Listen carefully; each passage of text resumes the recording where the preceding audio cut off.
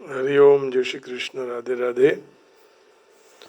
आज का विषय है कौन सी बुद्धि फलदायी बनती है। सद्बुद्धि, सुबुद्धि या कुबुद्धि तो फलदायी रहेगी ही नहीं, लेकिन संसार में जो बुद्धि चल रही है वो सफल होगी, या परमात्मा को प्राप्त करने के लिए जो बुद्धि जा रही है, आगे आगे बढ़ रही है, वो बुद्धि फलदायी। कौन सी बुद्धि फलदायी? परमात्मा के निश्चय वाली ही बुद्धि फलदायी है, ऐसा आप भी कह सकते हैं। सुनते पहले आपके दिमाग में भी ये विचार आया होगा, लेकिन भगवान कृष्ण क्या कहते हैं इसके बारे में हमें जरूर सोचना चाहिए। भगवान कहते हैं कि शाखाएं बहुत हैं, बहुशाखा यनंताश्च बुद्धयो व्यवसायी नाम।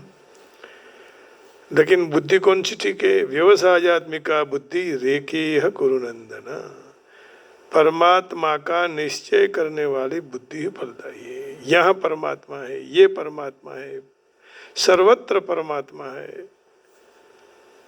जिसकी बुद्धि भगवदमयी है वही श्रेष्ठ बुद्धि मानी जाती है। व्यवसायात्मिका बुद्धि रेखेह कुरुनंदन बहुशाखा यनंताश्च बुद्धयो व्यवसायिना।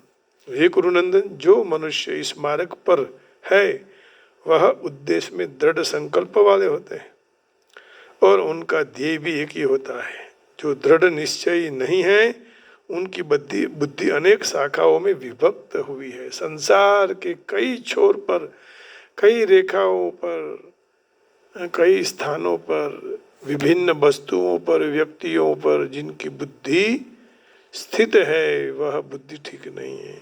बहु शाखाओं में विभक्त हो गई तो नहीं, केवल परमात्मा एक ही है। व्यवसायात्मिका बुद्धि एकेह कुरुनंदना। तो अव्यवसायी नाम, जो कृष्ण परायण नहीं है, और व्यवसायात्मिका माने कृष्ण परायण है। व्यवसायात्मिका माने व्यापार नहीं, व्यवसायात्मिका बुद्धि का अर्थ यहाँ किया है कृष्ण में स्थित बुद्धि। अव्यवसायी नाम माने कृष्ण में जिनकी बुद्धि नहीं है तो वो ठीक नहीं है, वो विभक्त बुद्धि मानी जाती है। केवल भगवान कृष्ण की ओर ही हमारी बुद्धि होनी चाहिए, यही जवाब है। आइए इसका अर्थ और जरा देखते हैं कि भगवान और क्या कहना चाहते हैं। तो भगवान कहते हैं व्यवसायात्मिका बुद्धि रेखेह कुरुनंदन बहुशाखा यनंताश्च बुद्धयो व्यवसायिनाम। Those who are on this path are resolute in purpose and their aim in one. O beloved child of the Kauravas, Kurus, the intelligence of those who are irresolute is many branched.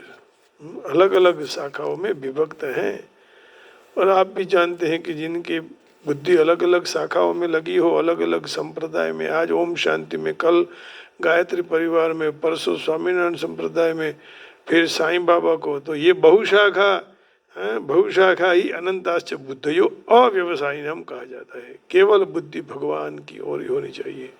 फिर वो आप शिव भगवान को, कृष्ण को, राधा जी को, बालाजी को, राम जी को, किसी को भी आप ले सकते हो, माँ जगदम्बा, लेकिन अलग अलग घूमना ठीक नहीं है, बुद्धि फिर भ्रमित हो जाती है। तो व्यवसायात्मिका बुद्धि रेखेह कुरुनंदन बहुशाखा यनंताश्च बुद्धयो व्यवसायिनाम। Arjuna, in this yoga of selfish action the intellect is